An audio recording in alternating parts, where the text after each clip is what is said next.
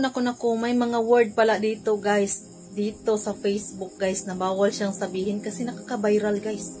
Pag sinasabi natin ito guys, nakaka-viral siya guys.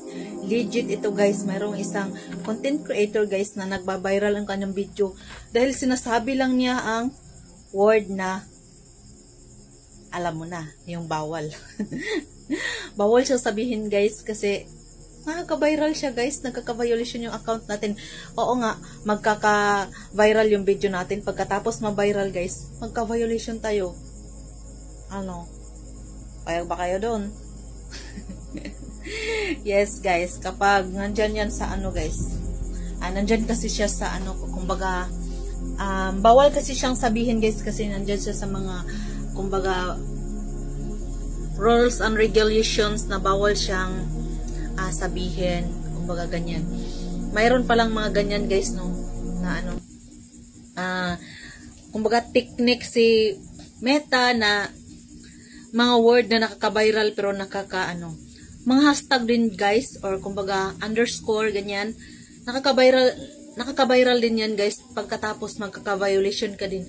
May mga ganyan talaga guys, no, kasi susunod na lang tayo talaga guys, kasi ano talaga yan eh, mga expert na yung mga nagsasabi, or kumbaga nakaranas na yung mga ibang malalaking content creator guys, kumbaga malaki na yung bahay nila, tapos sinasabi nila ang word na yon, ayun, nagka-violation sila, nagka-viral yung video nila, tapos nagka-violation. Ayan, agree ka ba doon guys na ano, sasabihin mo yung word na yon, tapos magkaka-violation ka, di ba? Siyempre hindi natin sasabihin yun, di ba? Kasi nakaka-viral siya guys, nakaka-trending siya ng videos natin. Isang word lang yun guys, or kumbaga, basta siya guys, isang ano lang siya guys, isang sasabihin mo lang siya ng ganyan, tapos maano siya, ma-curious yung tao kapag sinasabi mo yun, di ba?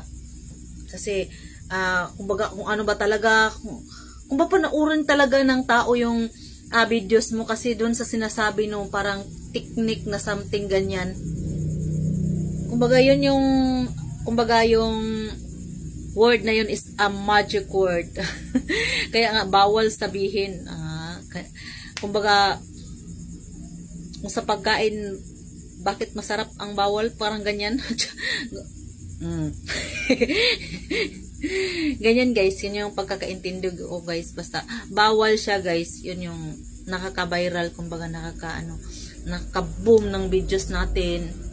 Siyempre, ayaw naman natin anuhan yun nga, pinaghirapan natin yung account natin, ayaw naman natin ma-violation, di ba? So, hindi na lang natin sabihin, kumbaga, ano na lang tayo, kumbaga, makig-level na lang tayo sa, kumbaga, basic, ganyan. Hindi na tayo gagamit ng ganyang word kasi nakaka-violation nga daw. Okay ba? Okay.